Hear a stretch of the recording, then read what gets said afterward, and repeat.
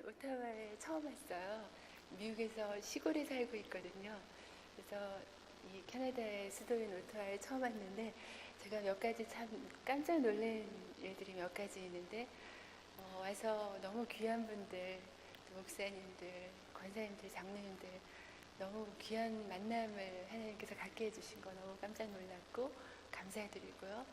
또 어저께 우리 엄권사님 잠깐 보여주셨는데 풍경이 너무너무 아름답고 꼭 유럽 같다는 생각을 하면서 기대하지 못했던 이 놀라운 풍경에 감사드렸고요. 오늘 제가 예배를 보면서 깜짝 놀란 거는 성가대에게 깜짝 놀랐어요. 일부에도 깜짝 놀랐는데 2부에도 또 깜짝 놀랐어요. 저는 미국 많은 곳을 다니고 한국과 여러 곳을 다니는데 성가대가 이렇게 정말 은혜와 탁월함이 함께 있는 성가대를 또 만나고 은혜를 받을 수 있게 해서 하나님을 찬양합니다. 네. 전 정말 깜짝 놀랐는데 여러분 감동 없이 들으시느라 그래서 깜짝 놀랐어요. 저는 1.5세로 16살 때 미국에 왔어요. 미국에 와서 그 한국 학렬은 중졸이에요. 중졸인데 한국말을 좋아하고 한국 역사를 좋아하고 한국 책을 좋아하고 그래서 특히 이제 문학 쪽에 관심이 많아서 언어를 참 좋아하는데 한국말 중에 참 예쁜 말들이 많이 있어요. 들으면 기분이 굉장히 좋아지는 그런 말들 있잖아요. 뭐 아가라는 말도 좋고 무지개, 이슬, 또 첫사랑 뭐 이런 들으면 뭔가 좀 기분이 좋아지는 그런 말들이 있는데 오늘 제가 갖고 온 이 신부라는 말도 여러분들이 들으면 참 마음이 따뜻해지고 좋아지는 그런 단어가 아닐까 생각합니다. 저는 이 신부라는 단어가 성경 말씀에도 여러 군데 나온다는 것이 정말 놀라웠어요. 그래서 오늘 읽으신 여러분 이사야 62장 이렇게 보시면은 너무 예쁜 그리고 너무 멋있는 선포가 나오고 있는데요. 그 중에서 저는 너는 여호와의 입으로 정하실 새 이름으로 일컬음이 될 것이라. 그 말씀을 들으면서 막 가슴이 뛰었어요. 여호와의 손에 아름다운 면류관, 하나님의 손에 왕관이라 이렇게 말씀하시고 너를 헵시바라 하고 뿔라라 하시고 여호와께서 너를 기뻐하실 것이라고 말씀하세요. 그리고 내 땅이 결혼한 바 될 것이고 처녀와 청년이 결혼함 같이 내 아들이 너를 취하겠고 신랑이 신부를 기뻐함 같이 내 하나님이 너를 기뻐하리라. 저는 이 말씀을 들으면서 막 가슴이 뛰었어요. 나를 신부로 불러주시는 하나님 참 감사합니다. 그런 고백을 드렸는데요. 저는 어렸을 때부터 목사님의 딸이라고 불림을 받으면서 자라났어요. 참 불편하기도 했어요. 그리고 결혼해서는 또 누구누구 또 집사의 아내, 지금은 뭐 장로의 아내, 또 누구의 엄마 이렇게 이제 불림을 받으면서 살아왔는데 어릴 때는 나의 색깔이 없어지고 누구누구의 아내, 누구누구의 딸로 이렇게 늘 소개가 되고 뭐 요즘은 또 누구누구의 누나로도 많이 소개가 되는데요.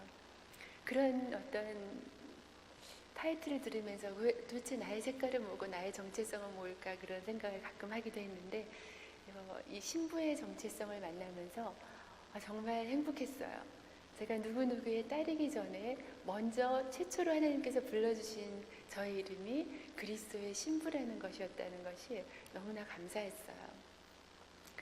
그런데 저는 이제 아까 목사님 말씀해 주신 대로 너무 과찬이셨지만 말씀 묵상을 하고 살아가는 사람인데요.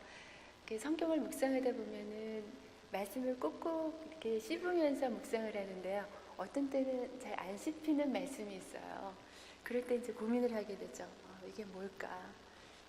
근데 제가 고민할 때마다 질문을 던지죠. 하나님과 또 제 자신에게 질문을 던지는데 제가 했던 질문이 그러면 왜 하나님은 우리를 신부라고 부르셨을까? 그런 생각을 하게 됐어요. 그래서 신부라는 말씀이 나오는 그 신랑 신부 이런 말씀이 나오는 말씀들을 다 찾아서 묵상을 했어요. 근데 맨 최초에 하나님의 주례사가 나오는 장면이 창세기 2장 말씀인데요. 여러분 이제 결혼식에 가시면 그 주례사가 어떤 말씀을 하시는지 보면 어느 쪽에서 섭외했는지 알 수 있대요. 근데 제가 지금 말씀드리는 이 말씀은 보통 신부 쪽에서 섭외했을 경우에 주례하시는 목사님이 이런 말씀을 하세요. 남자는 부모를 떠나 아내와 연합하여 한 몸을 이룰지니, 막 그런 말씀을 많이 주시는데, 저는 이제 이 말씀을 또 보면서 또 이게 이상하다, 잘 씹히지가 않았어요. 우리가 생각하기에 하와는 이 세상에서 가장 행복한 여자잖아요. 시어머니가 없으니까. 근데 떠날 부모도 없는 남자에게 이렇게 부모를 떠나라고 주례사를 하시는 하나님은 왜 그러실까, 그런 생각이 들었어요. 여러분, 말씀을 묵상하다가 이해가 안 된다, 이거 그러다가 이거 아닌 거 아니야, 사실이 아니겠지, 이렇게 생각하지 마시고 씹다가 안 씹히는 거는 이제 두고 나중에 다른 말씀을 보다 보면 그게 씹히는 때가 있어요. 저는 에베소서 말씀을 보는데 창세기 말씀이 바로 이해가 됐어요. 에베소서 5장 25절에서 27절, 31절, 32절 말씀인데요. 1부 때는 이제 나오는군요. 같이 한번 읽어볼까요? 시작. 자기 앞에 영광스러운 교회로 세우사 티나 주름 잡힌 것이나 이런 것들이 없이 거룩하고 흠이 없게 하려 하심이라. 그러므로 사람이 부모를 떠나 그의 아내와 합하여 그 둘이 한 육체가 될지니 이 비밀이 크도다. 계속 거기서 우리가 끝났군요. 이 사도 바울은 에베소서에서 이 이별과 결합에 대한 이 말씀을 예수님께서 우리를 위하여 육신을 입으시고 하늘에 계신 아버지의 집을 떠나 신부인 교회와 결합하기 위해서 우리에게 오실 거라는 하나님의 구원 계획을 반영해 주시는 말씀으로 풀어주십니다. 신부인 우리 교회란 말씀은, 교회는 예수 그리스도를 믿고 성령으로 거듭난 예수 그리스도의 지체를 말씀하시는 거죠. 그래서 저는 이 말씀을 만나면서 와, 이게 정말 복음이구나 하는 생각을 하게 됐어요. 하나님은 남자의 옆구리로부터, 그의 살과 피로부터 여자를 취하신 것은 예수님의 찢겨진 그 옆구리로부터 취해진 신부가 바로 교회임을 우리들에게 말씀해 주십니다. 그리고 내 뼈 중에 뼈요, 살 중에 살이라고 하와를 맞이하고 기뻐하는 그 아담의 고백이 바로 예수 그리스도가 우리를 날마다 보시면서 하시는 고백의 사랑의 메시지가 아닐까 생각을 합니다. 지금 여러분들 아침에 서로를 어떻게 불러주셨나요? 오늘 이 아침에 새로운 이름으로 서로를 좀 불러주는 시간을 가졌으면 좋겠어요. 서로 불러주시면서 바라보기도 황홀한 신부이십니다, 이렇게 좀 불러주세요.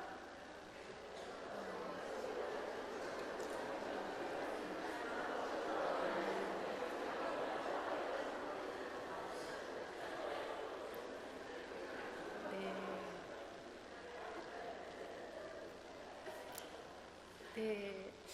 다른 사람에게는 몰라도 예수님께 우리는 바라보기도 황홀한 신부이심을 꼭 기억해 주시기를 바랍니다. 저는 이후로 성경의 인물들을 이제 그리스도의 신부라는 그런 시각으로 다시 한번 묵상을 하게 됐어요. 그래서 아담과 가인과 하와와 또 사라와 또 이삭과 리브가, 이 모든 성경의 인물들을 그리스도의 신부라는 시각으로 다시 조명해서 보면서 이 신부들의 삶에서 실패는 어떤 것이었고 또 어떤 신부는 정말 성공적인 신부의 삶을 살았다는 것을 묵상할 수가 있었어요. 그래서 성경의 인물들을 그리스도의 신부의 시각으로 보면 그들의 삶 안에 있는 저의 삶을 만나고 또 우리 안에 있는 그들을 만나면서 하나님께 새롭게 또 다시 설 수 있는 그런 은혜를 저는 누렸습니다. 그래서 지금도 이제 말씀 묵상을 할 때 인물이 나오면 꼭 그리스도의 신부의 그런 조명으로 보게 되는데요. 오늘 여러분께 몇 명이나 할 수 있을지 모르겠지만 주님께서 인도하시는 대로 제가 묵상했던 몇 사람의 신부를 같이 한번 묵상해보는 시간을 가지도록 하겠습니다. 아무래도 최초의 신부였던 아담과 하와를 우리가 그냥 넘어갈 수가 없는데요. 아담과 하와는 하나님의 첫 작품이었어요. 아름다운 사람들, 그죠? 하나님께서 정말 교제하기 위해서 만들어주신 아름다운 신부들이었어요. 하와는 하나님께서 정체성을 정확하게 주셨는데 돕는 배필이라는 정체성을 주셨어요.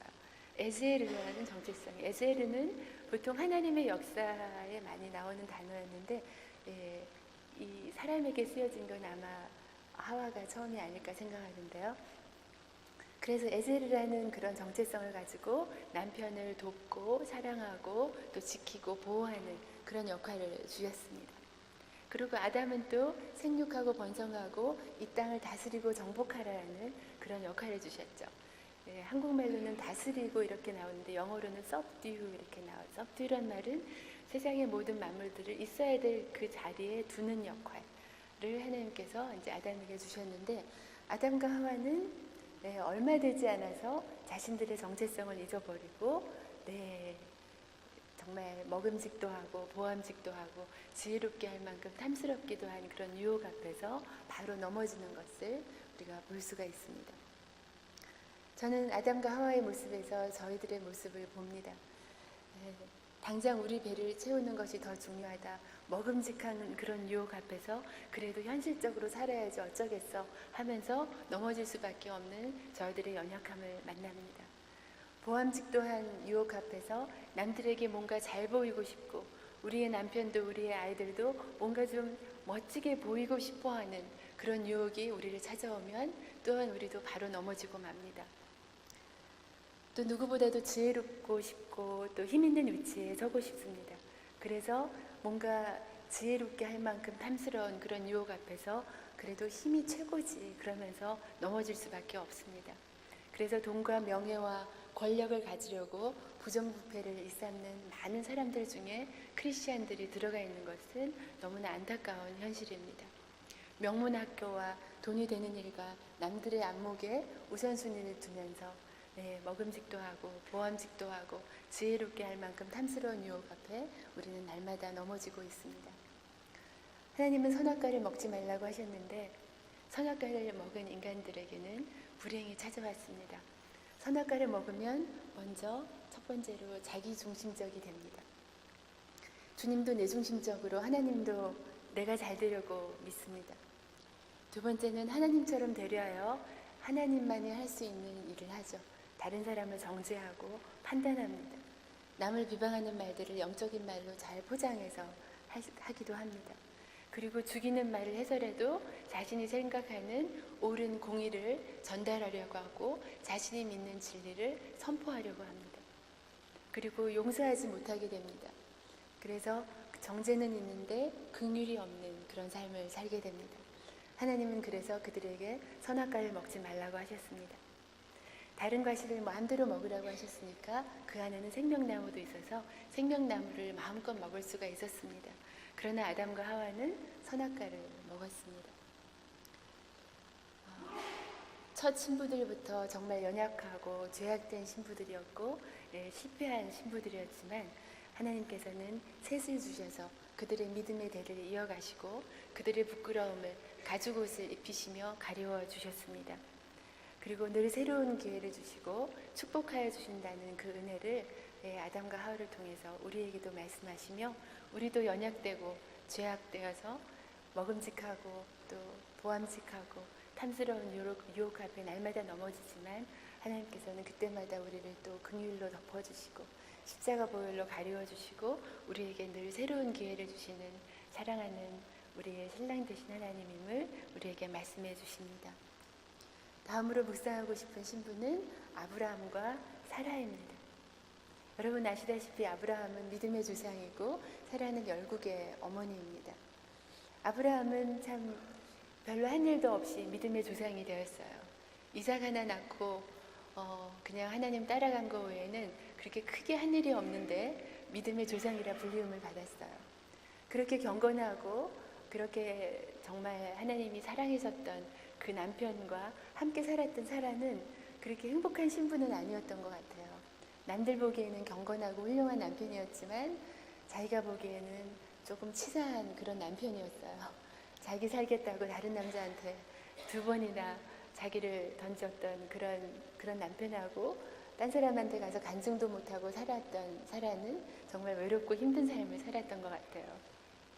그런데다가 남들은 쑥쑥 잘만 낳는 아이를 사라는 90이 될 때까지 낳을 수가 없었어요. 그래서 많은 분들이 그러죠. 예쁘고 부자인데 어떻게 애까지 잘 낳느냐. 그럼 얄미운 과에 들어가기 때문에 하나님이 공평하시려고 그러신 거야. 뭐 그러지만 아무튼 하나님은 긴 세월을 아브라함과 사라를 기도를 시키셨습니다. 그런데 너무 긴 세월이었어요. 뭐 3년, 5년도 부림의 시기는 정말 어려운데 그렇게 긴 세월을 부림을 하면서 너무너무 기다리다 보니 믿음이 바닥이 나고 또 하나님은 침묵하시고 다른 사람들은 많은 이야기를 하는 그런 세월을 살았습니다. 기다림에 지쳐서 아브라함과 사라는 대안을 찾습니다. 그 대안이 사라의 여종 하갈이었습니다. 아담 때도 그랬고 아브라함도 그렇고 남자들은 여자들이 주면 그냥 먹습니다. 그죠? 그래서 하갈이라는 대안을 통해서 이스마엘이 탄생했는데 그 이스마엘 때문에 그 인간적으로 찾았던 대안 때문에 지금까지도 전쟁이 그치지 않고 어려움이 있는 것을 우리가 볼 수 있는데요. 우리도 살아가다 보면 아무리 기도해도 하나님이 침묵하실 때 우리는 우리의 대안을 찾게 됩니다. 근데 결국은 그 대안 때문에 더 크게 우리는 실패하게 되고 우리 스스로 실패의 길을 자초하게 되는 일이 많이 있습니다. 그때 우리 사라가 잊지 말아야 됐던 말씀이 자기도 하나님 앞에서 부르심을 받은 하나님이 꼭 기억하고 있는 사람이라는 것을 잊지 않았어야 될 것 같습니다. 로마서 1장 6절 말씀에 너희도 그들 중에 있어 예수 그리스도의 것으로 부르심을 입은 자니라 이런 말씀이 있습니다. 그래서 우리는 어떤 상황에서도 하나님께서 우리를 택하시고 부르시고 약속을 주셨을 때 꼭 성취하시는 분이라는 것을 꼭 기억하시면서 꼭 그 하나님을 기다리는 저희들이 될 수 있기를 바랍니다. 하갈이 또 자기의 정체성을 잊어버리고 아들 하나 낳고 나더니 사라에게 되돌았어요. 그러니까 이제 사람이 죄를 한번 짓기 시작하면 점점 사악해져서 그렇게 아름다웠던 신부 사라도 마녀 같은 그런 모습이 드러났어요. 그래서 그 사막길에 아이와 하갈을 내쫓는 그런 장면을 보게 되는데요. 우리도 화가 나면 우리 가족에게 가끔 우리의 마녀 같은 모습이 나타나잖아요. 그래서 우리가 죄를 한번 짓기 시작하면 죄는 연이어서 우리를 더 사악하게 만드는 것 같아요. 아브라함도 사라도 참 너무나 연약했던 사람들이지만 하나님께서는 또 그들의 실수도 용납하시고 그들은 변하고 하나님을 배반했지만 하나님은 변하지 않으시고 그들에게 주셨던 언약을 꼭 지켜주셨던 것을 우리가 볼 수 있습니다. 그래서 언약의 징표인 이삭이 탄생했고 하나님께서는 그 언약대로 그 약속의 아들 이삭을 통해서 하나님의 나라를 또 세워가시는 것을 우리가 볼 수 있습니다. 우리도 정말 아브라함처럼 남들이 보기에는 경건하고 또 사라처럼 남들이 보기에는 아름답고 또 은혜스러운 사람들일 수 있지만 우리 안에 또 믿음이 바닥났을 때 우리의 대안을 찾고 또 우리가 또 사람들에게 분노하는 그런 마음이 우리에게 없는지 살펴볼 수 있는 시간이 되었으면 좋겠고요. 그럼에도 불구하고 하나님은 우리를 또 감싸 안으시고 변치 않으시고 우리에게 베풀어 주시는 언약을 꼭 지켜주시는 분이라는 것을 꼭 기억하실 수 있기를 바랍니다. 다음으로 묵상하고 싶은 신부는 사라의 며느리 리브가입니다. 비록 사라가 살아생전에 맞이하지 못한 며느리였지만 창세기 24장을 보면은 창세기 3장 이후에 계속적으로 등장하는 인간의 죄악이 창세기 24장에는 거의 등장하지 않는 것을 볼 수 있습니다. 아브라함의 종 엘리에셀은 아브라함에게 순종해서 그 이삭의 아내를 구하러 길을 떠납니다. 그리고 우물가에서 리브가를 만나고 리브가는 또 그것이 자신을 향한 하나님의 부르심을 알고 그날 바로 길을 떠나서 이삭에게 오는 그런 아름다운 장이 바로 창세기 24장인데요. 저는 그 24장에서 리브가가 얼마나 아름다웠던 신부였는지를 만날 수가 있었습니다. 엘리에셀을 우물가에서 만난 리브가는 정말 아름다운 신부였어요. 그런데 엘리에셀이 자기가 기도해왔던 게 있기 때문에 리브가를 유심히 관찰했어요. 리브가는 엘리에셀에게 물을 떠줬을 뿐만 아니라 엘리에셀과 함께 있었던 10마리의 낙타에게 물을 먹였다는 그런 말씀이 있어요. 저는 사람들만 나오기도 바쁜 말씀에 이렇게 동물들이 등장할 때는 굉장히 저는 관심 있게 그 동물들을 조사를 해요. 어떤 동물들인가? 왜 이렇게 정확한 수까지 나와 있을까? 그런데 10마리라고 나와 있고 낙타가 나와 있었어요. 그래서 낙타에 대해서 좀 조사를 해봤더니 낙타 한 마리가 마시는 물의 양이 10갤론이라는 것을 알게 됐어요. 여러분 1갤론이 얼마나 무거운지 아시죠? 1갤론짜리 우유. 네, 저는 1갤론짜리 안 사거든요. 무거워서. 들고 오기 힘들어서 꼭 헬프 갤론을 사고, 네, 애들 아빠가 같이 간 날은 막 1갤론짜리 2개 사고 막 그러죠. 그런데 이 리브가는 한 마리가 10갤론을 먹는 낙타를 10마리를 먹였대요. 몇 갤론을 먹였을까요?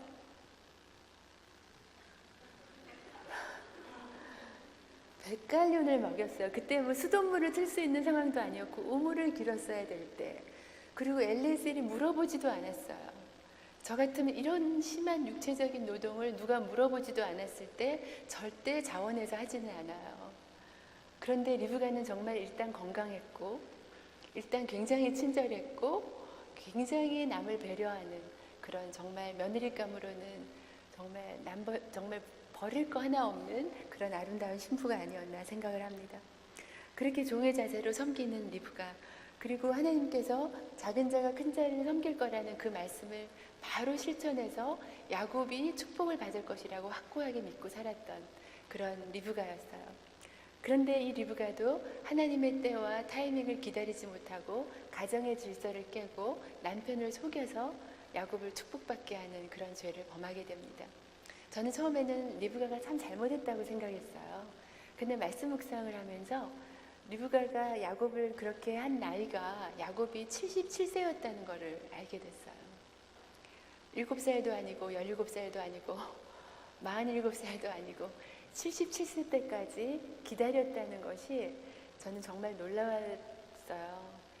우리 같았으면 한 47쯤 됐을 때 해결했을 수도 있지 않았을까 생각을 하면서 리브가는 정말 오래 기다렸다.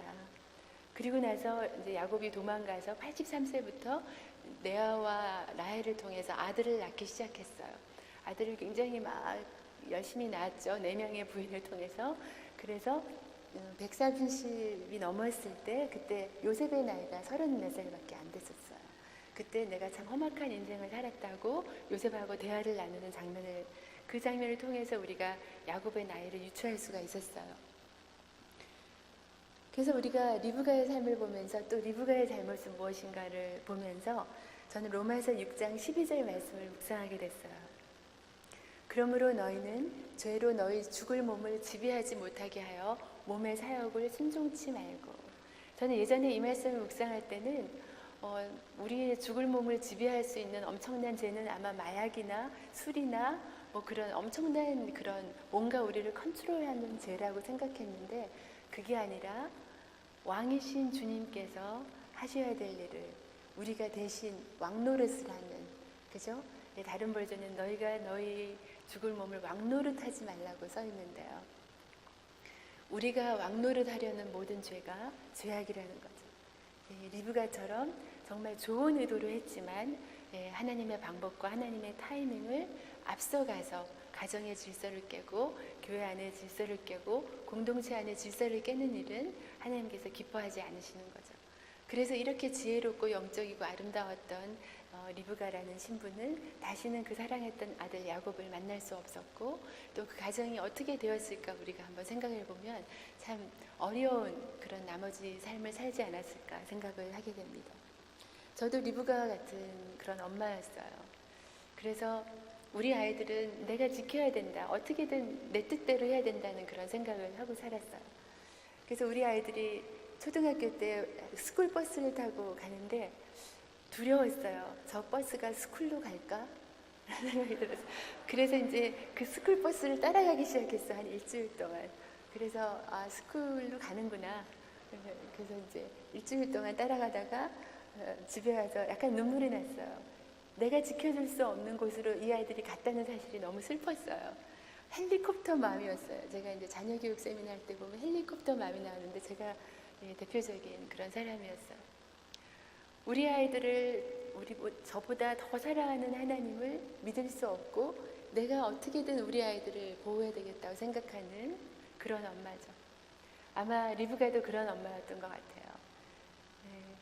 야곱을 자기보다 더 사랑하시는 하나님을 신뢰하지 못하고 자기가 어떻게든 야곱의 그 길을 축복으로 열어줘야 된다고 생각했던 그 리브가에게 정말 제 안에 있는 리브가를 만나고 또 리브가의 삶 속에 있는 저를 만나게 됩니다.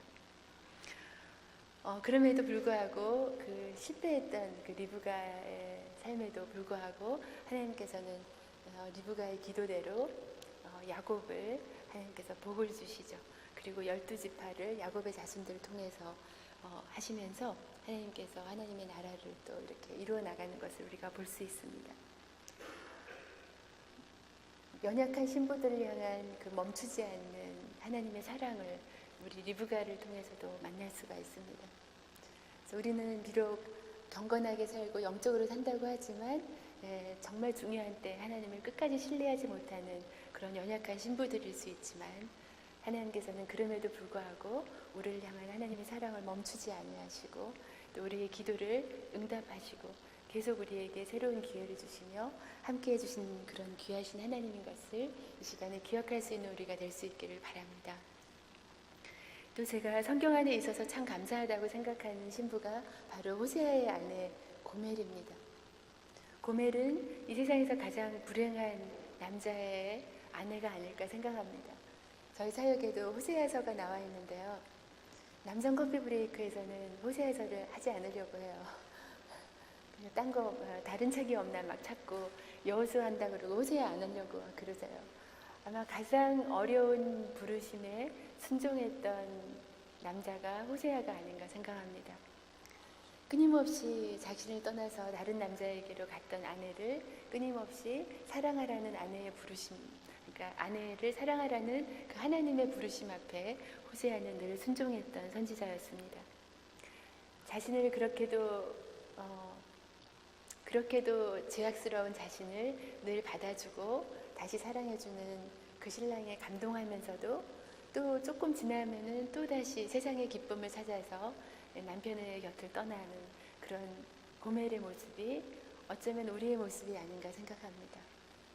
늘 하나님의 사랑에 은혜에 감동해서 무릎 꿇지만 또 우리도 모르게 세상의 기쁨을 쫓다가 또 하나님께 돌아와서 이 모습 이대로 날 받으시옵소서.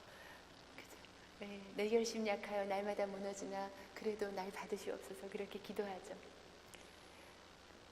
그런 고멜의 모습 속에서 우리가 기억해둬야 될 것은 하나님은 언제나 우리를 용서하시고 사랑하시는 하나님이라는 거죠. 너무나 많은 사람들이 죄책감 때문에 괴로워하고 많은 크리스천들조차도 자살을 하고 우울증에 걸리고 이런 일들이 이 세상에 정말 많이 있는데요. 우리가 기억해야 될 것은 하나님의 살아계신 말씀입니다. 로마서 6장 23절을 보면은 죄의 삭은 사망이요 하나님의 은사는 그리스도 예수 우리 주 안에 있는 영생이니라 이렇게 말씀하시고 또 로마서 8장 1절에서 2절 말씀을 보면 그러므로 이제 그리스도 예수 안에 있는 자에게는 결코 정죄함이 없나니 이는 그리스도 예수 안에 있는 성령의 법이 죄와 사망의 법에서 너를 해방하였습니다. 우리 지난날에 어떤 죄가 있든지 간에 이 말씀 붙들고 하나님 앞에서 이제 자유로운 거룩한 신부로 서서 이제 다시는 같은 죄를 반복하지 않는 그런 아름다운 신부로 살아갈 수 있기를 바랍니다. 계속 실패한 신부들만 할 수가 없으니까 제가 성공했던 신부 한 사람만 소개를 하자면 바로 에스더가 아닌가 생각합니다. 에스더는 용감하고 아름다운 나라를 구한 신부였지만 그의 시작은 포로 소녀였습니다. 가난하고 부모 없이 외롭게 자랐습니다. 그렇지만 에스더는 늘 하나님을 붙들고 하나님 안에서 기도하는 그런 신부였다고 생각합니다. 왜냐하면 나라가 정말 위태로울 때 나라를 구하기 위해서 나아갈 때 에스더의 고백은 내가 죽으면 죽으리라 이렇게 고백했어요. 왕은 이미 좀 마음이 변해서인지 한 달 동안 에스더를 부르고 있지 않았을 텐데 에스더는 왕의 사랑을 의지하고 나간 게 아니라 날마다 자기가 사랑하고 그 품 안에 있었던 하나님의 사랑을 믿고 신뢰하며 그 하나님이 나를 죽여도 사랑이고 살려도 사랑이라는 것을 믿고 나갔던 것 같습니다. 우리가 늘 하나님 품 안에 거하면 우리에게 고난이 찾아와도 하나님의 사랑이고 슬픔이 찾아와도 하나님의 사랑이고 우리 몸에 질병이 생겨도 하나님의 사랑인 것을 믿습니다. 그래서 우리는 늘 하나님의 품속에 거하는 친밀한 사랑 가운데 거하면 갑자기 우리 삶에 위기가 찾아올 때 당황하지 않고 그 하나님의 사랑을 붙들면서 나아갈 수가 있습니다. 혹시 우리가 하나님 안에 교제가 끊어져서 지금 하나님께 나아갈 수 없는 그런 어려움이 있는 분이 혹시라도 있다면 하나님은 변하지 않고 우리를 잡고 계시기 때문에 우리만 다시 하나님의 손을 잡으면 친밀함은 회복됩니다. 혹시 하나님한테 두려움이 있다면 그 두려움을 해결할 수 있는 유일한 방법은 친밀함입니다. 또 우리의 관계 속에도 두려움이 있다면 그 두려움을 해결할 수 있는 방법은 친밀함입니다. 그래서 어떤 경우에도 망설이지 마시고 두려워하지 마시고 하나님 품에 다시 안기는 그런 친밀한 신부로서 살아갈 수 있기를 바랍니다.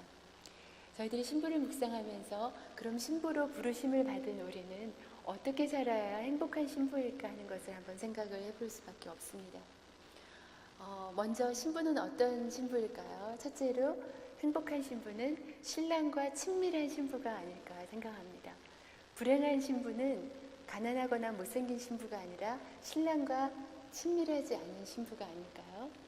신랑과 신부인데 각방 쓰고 서로 얘기도 안 하고 그러면 얼마나 불행할까요? 그래서 정말 그 무덤덤한 관계, 무덤에 덤 하나 더 있는 그런 관계로 살아가면은 가슴 뛰는 그런 열정이 식었을 때 우리는 이제 불행한 신랑 신부가 되는데요. 하나님과 우리가 가슴 뛰는 그런 열정이 회복될 수 있는 저희들이 될 수 있기를 바랍니다. 그래서 하나님의 가슴이 뛰는 곳에 우리 가슴도 뛰고 하나님이 좋아하는 거 우리도 하고 싶고 그래야지 우리는 신부일 수가 있습니다. 그렇게 할 때 우리는 행복한 신부가 될 수 있고요. 두 번째는 행복한 신부는 늘 신랑의 음성을 듣고 사랑하며 그렇게 사는 신부입니다. 우리의 마음은 만음입니다. 만 가지 소리가 있대요. 여러 가지 소리가 들리는데 그 중에서 우리는 신랑의 소리를, 하나님의 소리를 구별하여 들을 수 있는 저희들이 될 수 있기를 바랍니다. 하나님의 음성은 항상 긍정적이고 다른 사람을 비판하지 아니하고 교회를 살리고 다른 사람들을 살리는 그런 소리입니다. 이제 우리가 사랑하는 사람의 음성은 토시 하나도 기억하고 다 기억하는 것과 마찬가지로 우리 사랑하는 신랑의 음성을 들을 줄 아는 신부는 늘 그 신랑의 음성에 익숙한 신부이죠. 그래서 여러분들이 친한 친구에게 여러분의 비밀을 말씀해 주시는 것과 마찬가지로 우리가 하나님과 친밀하게 거할 때 하나님께서는 우리에게 하나님의 비밀을 알려주세요. 하나님의 음성을 들려주시는 거죠. 그리고 하나님의 깊은 마음을 보여주셔서 우리가 정말 하나님의 뜻을 구할 때 하나님의 마음이 어디 있는지를 성경 말씀을 통해서 우리에게 알려주십니다. 세 번째로 행복한 신부는 늘 신랑과 모든 것을 나누며 살아가는 신부입니다.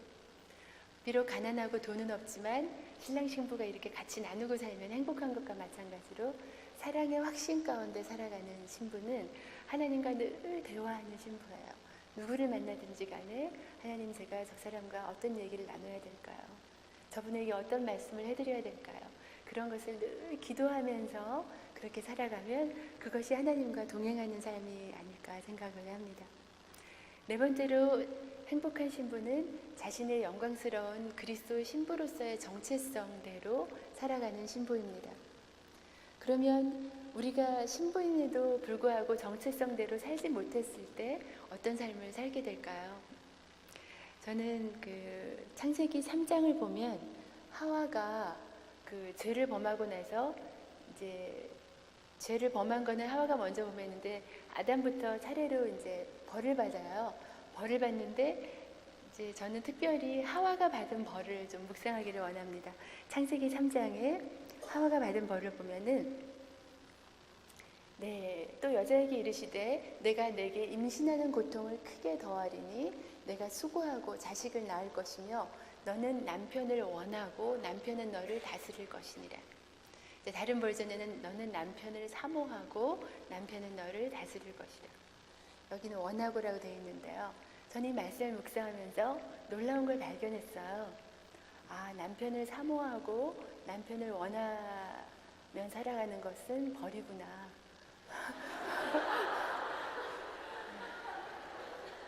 이것이 왜 벌일까요, 여러분? 묵상했어요. 하나님, 이게 왜 벌일까요? 그래서 이제 여러분, 이게 또 안 씹히는 말씀이잖아요. 그래서 영어 성경을 봤어요. 영어 성경을 보니까 여기 남편을 사모한다, 남편을 원한다는 말이 love라든가 want로 나와 있질 않았어요. desire란 말로 나와 있어요. You desire man. 그래서 남편을 사모하고 사랑한다는 뜻이 아니죠, 여기서는. 정말 이 desire라는 뜻은 원어적인 의미로 이렇게 막 고양이가 그 손톱을 쫙 세우고 그 쥐를 잡아 먹으려고 그렇게 노려보고 있는 그 상황이라고 생각하시면 될 거예요. 크라우칭하는 그런. 그래서 내 안에 있는 외로움과 내 안에 있는 정말 텅 빈 것과 같은 것, 이 모든 것들을 채우는 대상으로 남편을 이제 디자이어 했을 때 그 남편은 우리의 것을 채울 수 있는 존재가 아니에요. 그렇기 때문에 우리는 불행한 거예요. 채워주지 못하는 존재에게 그것을 채워달라고 계속 바라기 때문에. 네. 많은 분들이 동의하시는 눈빛을 보내주시고 계시는데요. 그래서 우리가 남편을 디자이어 했을 때는 불행한 삶을 살게 되는 거예요. 그래서 선악과를 먹고 죄를 이렇게 받았을 때 당시에 벌은 이거였지만 하나님의 은혜로 우리는 생명나무이신 예수 그리스도를 다시 맞이하고 우리는 새로운 우리의 정체성을 회복했어요. 다시 돕는 베필로스의 정체성을 회복했어요. 그래서 우리는 예수 그리스도의 신부로 살아가는데 정체성은 신부인데 삶은 벌받은 삶을 살 때 굉장히 불행한 그런 신부로 살아갈 수가 있습니다. 그래서 정체성이 회복된 신부들은 우리가 남편과 아이들을 돕는 그런 정체성을 잊지 말고 살아야 되겠죠. 또 남자분들도 벌을 받았을 때 우리는 이 땅에 정말 고생하면서 그렇게 살아야 되고 그렇지만 정체성이 회복됐을 때는 이 땅을 다스리고 정복하는 그죠? subdue 만물이 있을 곳에 제자리에 두면서 질서를 잘 만들어가는 그런 가장으로 살아가야 되는 거죠. 그래서 하나님이 우선이고 그 다음에 사람들이고 그 다음에 만물이죠.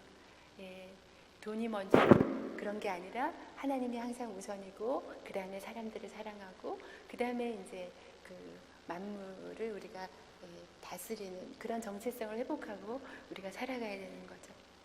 그래서 우리는 우리 영광스러운 신부로서의 정체성을 회복하고 기억하면서 어떤 상황에서도 우리는 예수님 때문에 우리의 정체성은 회복되어서 회복된 정체성대로 살아가야 우리가 행복한 신부라는 것을 꼭 기억해 주시길 바랍니다. 제가 사랑하는 그 말씀 중에 아가서 말씀에 참 좋은 말씀이 많은데요. 아가서 1장 15절 말씀에 내 사랑아 너는 어여쁘고 어여쁘다. 내 눈이 비둘기 같구나. 이 말씀이 있어요. 저는 또 이제 동물이 등장했잖아요. 이상했어요. 눈 하면 사슴이지. 비둘기가 뭐 눈이 예뻐요. 여러분 찌끄만 비둘기 눈을 한번 생각해 보세요. 근데 여기서 내 사랑아 너는 어여쁘고 어여쁘다. 내 눈이 비둘기 같구나. 비둘기의 딴 모습이 아니라 눈을 정확하게 말씀하셨어요. 그래서 우리가 비둘기 눈을 또 제가 조사를 해봤어요. 어떤 특이한 점이 있나. 그랬더니 비둘기는 한 번에 단 하나의 물체밖에 볼 수가 없대요. 저는 이렇게 보면서 이 성가대에 어떤 분이 웃고 계시는 것도 보이고 목사님, 장로님 다 보여요. 우리의 눈은 그래요. 그런데 비둘기는 그럴 수가 없는 거예요. 딱 그 앞에 물체밖에 볼 수가 없대요. 그래서 우리 비둘기 한 마리 들고 사람들이 삥 둘러서가지고 막 구구구구 하고 막 먹이 던지고 그러면 그때가 가장 비둘기가 힘든 순간이에요. 그래서 비둘기한테는 그 앞에서 딱 이렇게 먹이를 하나씩 주는 것이 비둘기를 이해하는 사람들이 먹이 주는 방법이에요. 여기서 왜 비둘기를 얘기하면서 어여쁘고 어여쁘다고 말씀하셨을까요? 우리는 연약한 신부로 살다 보면 여러 가지로 몸과 마음이 더럽혀지셔서 우리의 눈에는 우리 앞에 계시는 우리를 사랑한다고 불러주시는 주님만 보이는 게 아니라 우리의 죄악도 보이고 우리의 가족들도 보이고 우리의 힘들고 가난한 형편도 보이고 여러 가지 것들이 많이 보이는 거예요. 그런데 우리의 주님은 우리에게 그러지 말라고 하세요. 이전의 실패와 실수와 부끄러움을 보지 말라고 하세요. 지금의 어려움과 고통과 그런 상황도 보지 말라고 하세요. 그저 우리를 사랑하시며 지켜보고 계시는 예수님만 바라보라고 하십니다. 그리고 내가 맡겨준 우리의 가족과 또 우리 교회를 잘 돌보라고 하십니다. 주님만 바라보며 그들을 잘 돌보라고 하십니다. 그 길만이 우리가 온전히 회복되어서 주님을 섬기는 길이라고 말씀하십니다. 어여쁘고 어여쁘다. 내 사랑하는 신부야. 너는 내 뼈 중의 뼈요. 내 살 중의 살이다. 이렇게 고백하시는 우리 신랑 되신 주님은 이 세상 우리의 예쁜 모습만을 보고 우리를 예쁘다고 하는 그런 다른 남자들의 고백과는 다른 분입니다. 예수님은 우리의 영혼을 지켜주시는 분이십니다. 예수님은 우리의 영혼에 만족을 주시는 분이십니다. 예수님은 우리를 치유하시는 분이십니다. 우리의 영혼을 보호하시는 분이십니다. 예수님은 정말 크신 분이십니다. 우리의 과거보다 크시고 우리의 고통보다 크시고 우리의 분노보다 크시고 우리의 두려움보다 크시고 우리의 상처보다 크신 분입니다. 이 세상보다 크신 분입니다. 우리의 가치는 예수님의 생명입니다. 우리를 신부로 세워주기 위해서 예수님은 생명을 주셨습니다. 아가서 2장 10절에서 13절 말씀에 예수님은 이렇게 우리를 불러주십니다. 나의 사랑, 나의 어여쁜 자야. 일어나서 함께 가자. 겨울도 지나고 비도 그쳤고 새들의 노래하는 소리가 이르렀는데 방구의 소리가 우리 땅에 들리는구나. 무화과 나무에는 푸른 열매가 익었고 포도나무는 꽃이 피어 향기를 토하는구나. 나의 사랑, 나의 어여쁜 자야. 일어나서 함께 가자. 이 자리에 계신 모든 아름다고 거룩한 그리스도의 신부 여러분들, 이 시간 예수 그리스도의 음성을 다시 듣고 그분의 손을 잡고 다시 일어나셔서 여론에 주저앉았던 자리가 어떤 자리였던지 간에 그 자리에서 다시 일어나셔서 예수님의 손을 잡고 예수님과 함께 남은 길을 행복하게 걸어가시는 행복한 신부들이 되시기를 바랍니다. 기도하겠습니다.